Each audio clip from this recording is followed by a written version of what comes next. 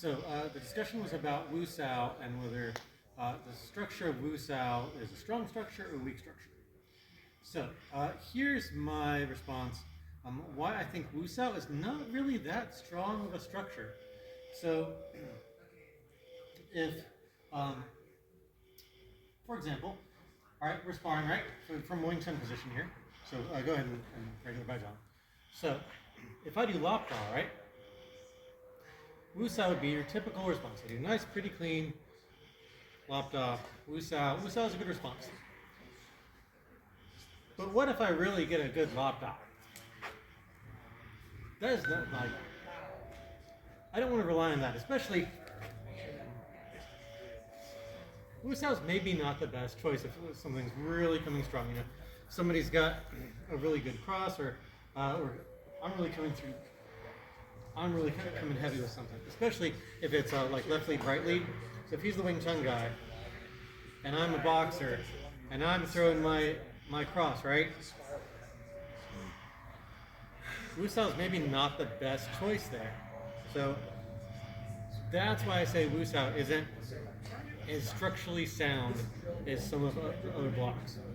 So, for example, when we do lop Sau drill, so just regular lop Sau drill. So we do lop Sau. Why do we do this drill where we are pulling each other?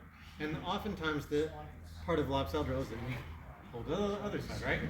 Why do we have all these things where we grab the Wu Sau hand and pull, or I do a chop over top, pull, and he does a bomb? Why do we have all these things that happen like this? Here's why. We're training a process. So we start off, I do my lop da, or I do a really good lop da, and that's not working very well. So he gets smart. He's been doing lop Sau, so he uses the power of the pull to power his bomb. Right? So he gets smart. Now my lop da is getting locked. Now I'm going to get smart. How do I counter this? I'm going to go low. So if we go back to lop Sau drill, one of the ways we switch sides is I go low. What does he do? Counters with ganda. So we go back to sparring situation. I go low. He's ready. He counters with ganda. Oh, hey, look. Now we're back at that situation. One of the other progressions, what happens? All right, he gets smart again. He knows, I want to get this off, right? It's not working. I'm lop dying. It's not working. What am I going to do? I got to get around. So now he's smart. He's got that counter. He's got me countered with the bomb. Now what can I do? I come here, I fake this out, switch it. I do the gum and knock down his bomb.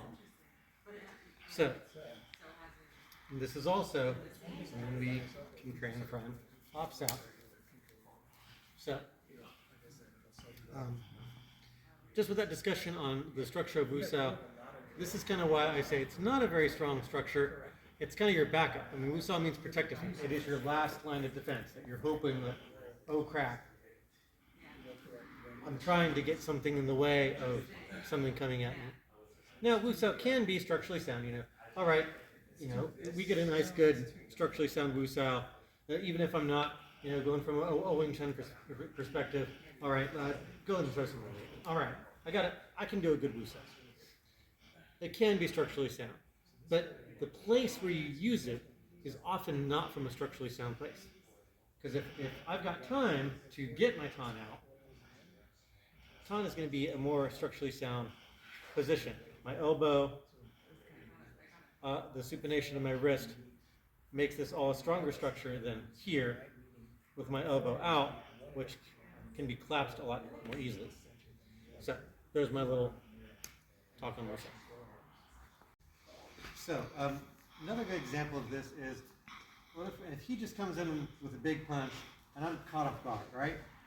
Here's my Wu Sau, this is my trap.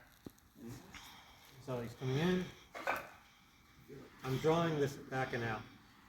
So Wu Sau can be a soft block, so we talk about the yin and yang versions of different blocks. This is a yin version of this block. I don't have time to get my tan out. So I'm here. Ton, yeah, I barely get it. Blue. Uh-oh. That's my oh crap ball.